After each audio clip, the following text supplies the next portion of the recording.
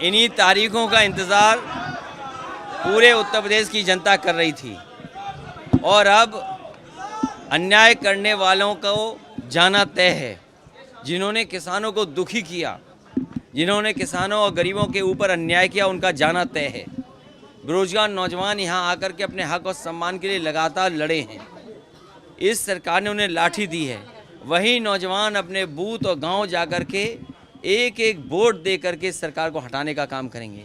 यहाँ के व्यापारी, यहाँ के आम लोगों ने देखा है कि जिस समय कोरोना था, सरकार ने उन्हें अनाज छोड़ दिया था, सरकार ने कोई मदद नहीं की थी। ये तमाम लोग मिलकर के उत्तर प्रदेश में भारतीय जनता पार्टी का सफाया होगा। ये डबल इंजन की सरकार उत्तर प्रदेश से बाहर होगी। जिस तरीके से पंचायत का चुनाव उत्तर प्रदेश में हुआ था, भारतीय जनता पार्टी को जिताने के लिए यहाँ के कुछ बड़े अधिकारी जो लखनऊ में बैठे थे, उनके निर्देश पर जिला स्तर के अधिकारियों ने किस तरीके से लूटपाट मचाई थी, किस तरीके से लोगों को फॉर्म नहीं भरने दिया था। यहीं से वो तस्वीरें गई थी जहाँ पर माताओं बेटियों की साड़ी खींच लिए गए थे, कपड़े फाड़ लिए गए थे। इसलिए ऐसे अधिकारी जिन्होंने लगातार बीजेपी का कार्यकर्ता बनकर के काम किया है, उनके खिलाफ इलेक्शन कमीशन में ज़रूर समाजवादी पार्टी लिख करके देगी। कुछ वरिष्ठ अधिकारी होंगे, कुछ छोटे अधिकारी होंगे, जो 15 जनवरी तक ये देखते हुए कि आने वाले समय में किस तरीके से कोरोना की या जो नया वेरिएंट आया कैसे बढ़ेगा, पूरा सहयोग और जिस तरह के नियम बनाए गए उन नियमों का पालन समाजवादी पार्टी करेगी। जहाँ तक वर्चुअल रैलीज़ या भविष्य में अगर वर्चुअल रैलीज़ और करनी पड़ेंगी, उसके लिए कहीं ना कहीं इलेक्शन कमीशन को ये मदद उन पॉलिटिकल पार्टीज़ को करनी पड़ेगी जिन पॉलिटिकल पार्टीज़ को चैनलों पर स्पेस नहीं मिलता है। भारतीय जनता पार्टी के पास तो पूरा स्पेस है। वो सुबह से लेकर के शाम और शाम से लेकर के रात तक अगर लाइव रहना चाहें तो उनके पास व्यवस्था है, वो रह सकते हैं। लेकिन ये संभव और पॉलिटिकल पार्टीज़ के लिए नहीं है।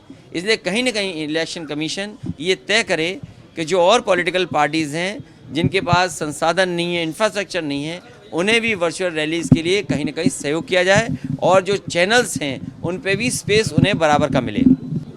तो जो वर्चुअल रैलीज़ या जिस तरह के नियम इलेक्शन कमीशन ने बनाए हैं, उन नियमों का पालन समाजवादी पार्टी का कार्यकर्ता करेगा।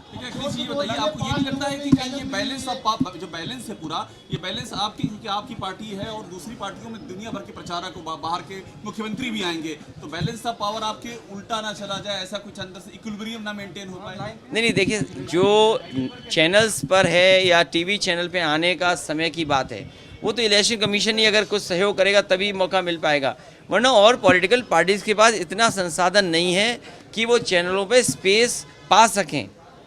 इसलिए अगर सभी पॉलिटिकल पार्टीज़ को स्पेस मिलेगा तो मैं समझता हूँ उससे अपनी बात भी रखेंगे और लोकतंत्र भी उससे मजबूत होगा।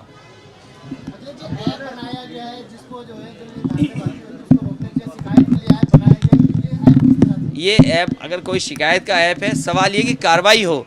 आपने देखा उत्तर प्रदेश में जब पंचायत के चुनाव हुए, भारतीय जनता पार्टी ने सब बूथ पे वोट लूट लिए।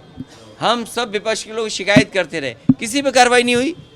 अगर ऐप पर और शिकायत के लिए कोई व्यवस्था बनी है तो कम से कम उस शिकायत पर जो शिकायत हो उस पर कार्रवाई ठोस हो।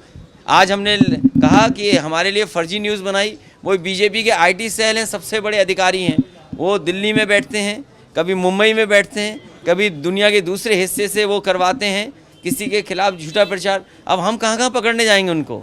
तो ये जिम्मेदारी इंस्टीट्यूशन की है, जहाँ हम शिकायत करें वो उन पर कार्रवाई करें। ये तारीखों का ऐलान हुआ है, इसके साथ साथ भारतीय जनता पार्टी की तारीख वो भी आ गई जिस दिन उत्तर प्रदेश से उनकी विदाई होगी। तो आपका अभी भी 400 वाला टारगेट है अखिलेश जी? मैं अभी भी कह रहा हूं, जो मैंने कल तस्वीर देखी है कि किसान लाठी लेकर के आया और भारतीय जनता पार्टी के विधायक को कूट दिया। ये भारतीय जनता पार्टी जब किसान के सवाल पे जाएंगे, पूरे प्रदेश का किसान तैयार है। इनसे पूछेगा कि क्या किसान की आय दोगुनी हुई है कि नहीं हुई। जिस तरीके से डीजल पेट्रोल महंगा हुआ है उसका जवाब भारतीय जनता पार्टी को देना पड़ेगा।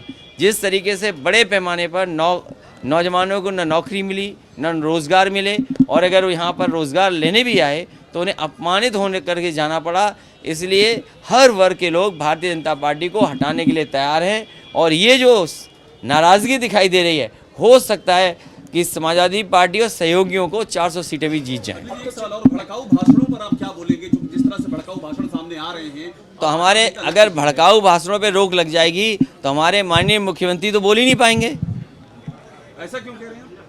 उनके भाषण देखिए, ठोक देंगे। ये कोई इलेक्शन कमीशन से निकला हुआ शब्द है, ठोक देंगे। इलेक्शन की तारीखें आ गई, मुझे उम्मीद है कि इन्हीं तारीखों में भारतीय जनता पार्टी का सफाया हो जाएगा।